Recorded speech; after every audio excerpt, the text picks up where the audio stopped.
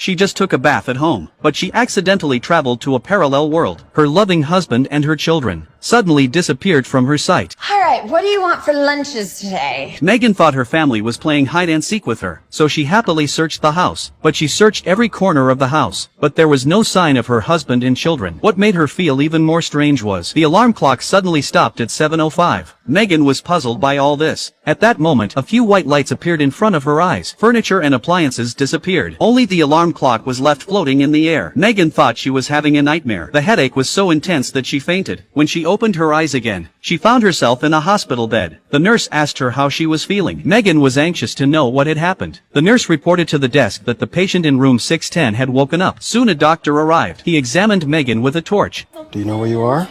The hospital. That's right. Listen, I know things are rather confusing for you right now. We're gonna call your parents, all right? Soon Megan's parents arrived at the hospital. It was a miracle her daughter was awake. Where's Thomas? What?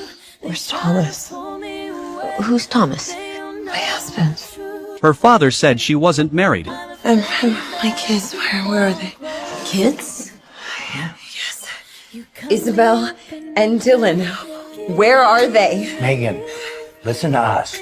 You are not married and you don't have any children. Megan couldn't accept it. She had an enviable family. She was so emotional. The nurse rushed over to comfort her. What happened to my family?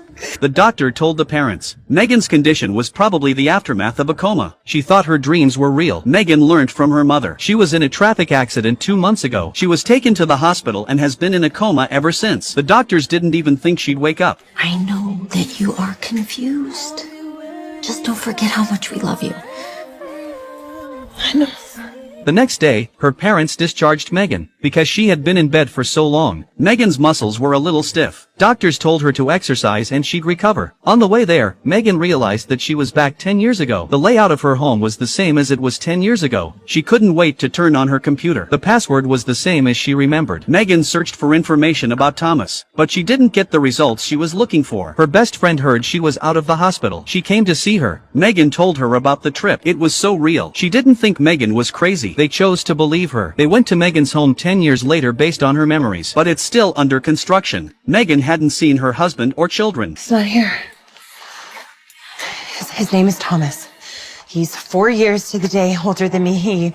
He loves photography and he's built up this amazing business with it, and he loves me and our children, Isabel and Dylan, and they get along and they have the most creative minds. This is not just a dream. Her best friend rushed to hug her and comfort her. Her parents wanted Megan to see a therapist, so that she could understand the real world, so that her parents wouldn't have to worry. Megan agreed to see a therapist. After 2 weeks of therapy, Megan gradually began to adapt to life in this time and place. In this life, she didn't get married. She has no children. She had nothing to do with the good things that had happened to her. The doctor advised her to get a new job and turn her attention to other things, since she couldn't go back to her old life. Megan finally chose to give in to reality. She found a job as a photographer's assistant, but God played a joke on her. Megan's boss was no other than, it was Thomas. Thomas. It's you. Yes, Thomas. You are... Megan. Megan thought he was her future husband. The calmness of her heart suddenly surged. The hands she held together became reluctant to part. Thomas took Megan through the application process. He obviously doesn't know Megan yet. Megan was listening to Thomas on the surface, but in reality, her eyes were fixed on him. She's not listening to what Thomas is saying. Thomas told Megan that her job was to book clients and scheduling them to come to the shoot. I'm sorry, are you all right? Yeah. I'm sorry, you just look so familiar. And then the phone rang. Berry Patch Photography, can I help you? Megan turned around and pulled out her phone. She wanted to take a picture to share with her girlfriends, but the flash made her embarrassed. Megan pretended to be calm as she walked to the bar. She said she was taking pictures of the plants on the table. The phone and the planner, so I don't forget where they are. Okay,